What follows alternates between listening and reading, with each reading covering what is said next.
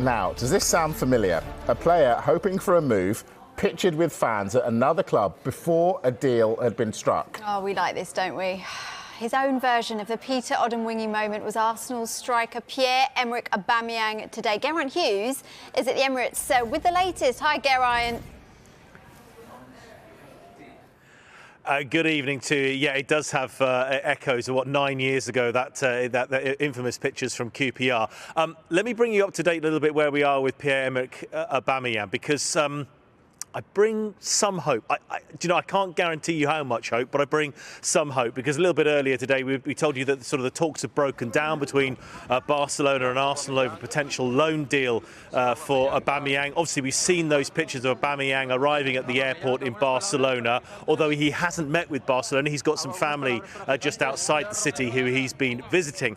But in terms of that little bit of hope, the Barca president, Joan Laporta, quoted this evening in the Catalan press as saying that we're in a situation that is not easy, but let's see if before midnight, that's midnight Spanish time, we can have some good news.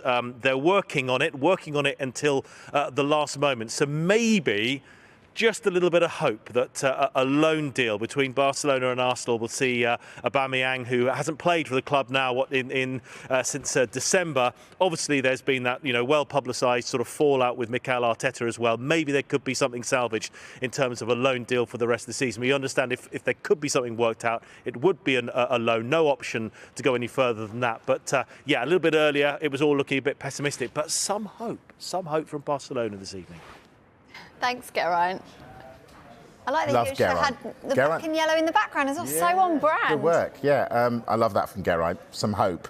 Well, let's see. Let's go to Spain. Let's speak to Alvaro Montero and see if there is hope. Alvaro, lovely to see you. So, Joan Laporta says there's hope. Is there?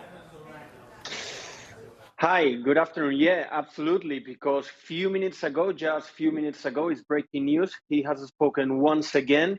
And he has recognized that in the last minutes, he has been speaking with Mateu Alemany. I remember you as the Football Club Barcelona football director. And I quote what he exactly said. Joan Laporta said, "It seems we are going to do it.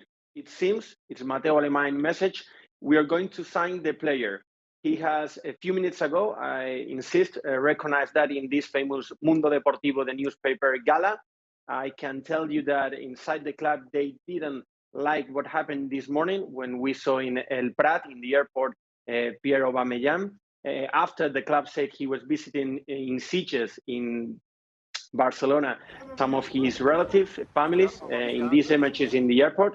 In the last minute, in the Football Club Barcelona headquarters, after these images, we've seen Eugenio Botas from the agency of the club. We've seen Jordi Cruyff, and we have seen also Mateu Alemany working, I insist, in the headquarters of the club to sign Aubameyang. But breaking news is that Joan Laporta has recognized that he has spoken in the last minutes with Mateu Alemany, and Mateu Alemany said, "Sign the player, it seems that we are going to do it." Alvaro, how can that be possible given Barcelona's financial problems? I mean, he's on huge wages. How will it work? Exactly, yeah, it's a very good question, and it's a tricky situation, as we've been saying in the last month, because they don't can afford with this financial fair play problem. As far as I know, there was a possibility to sell some player or let a player go in a loan. In the last minutes, they've been speaking about the possibility of Ousmane Dembélé, the French striker, to go to Chelsea and play in the Premier League, which it seems is his option number one.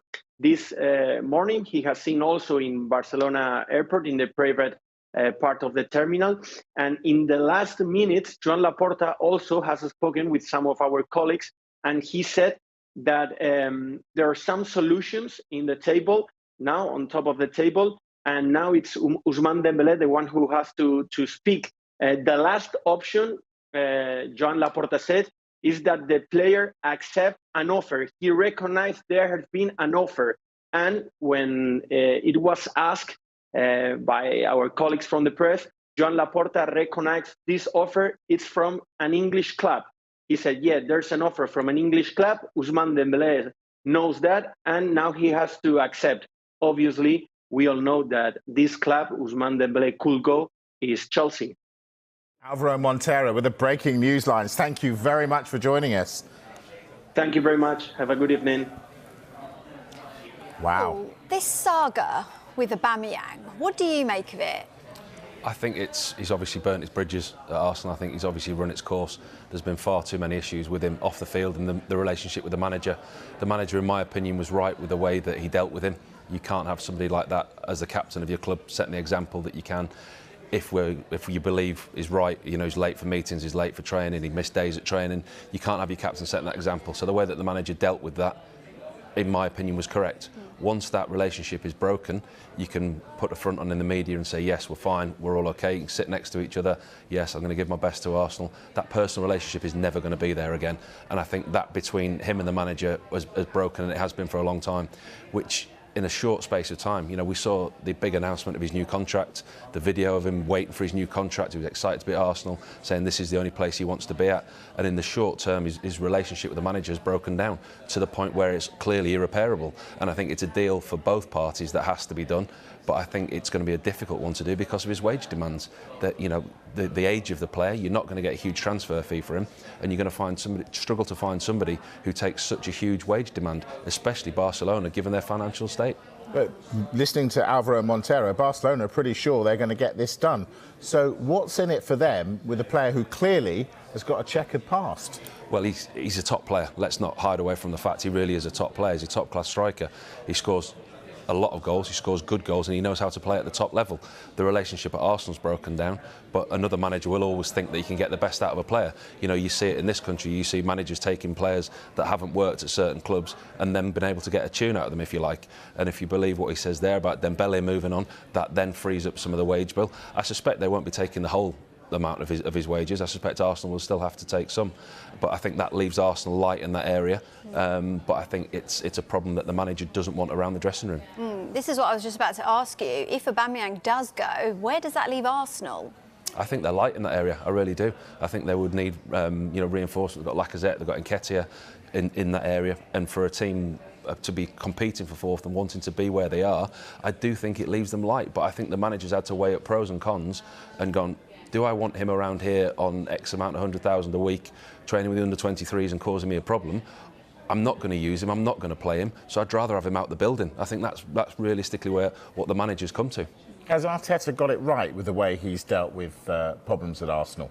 I think so. I'm in the pro-Arteta camp. I think it's work in progress. It's a transitional period, but all transitional periods have to come to an end. And for me, Arsenal have been in transition for too long. Yes, he's been given time. The greatest gift you can give a manager is time. Not a lot of managers get that. Mikel Arteta's had that, but there comes a time where he has to start producing.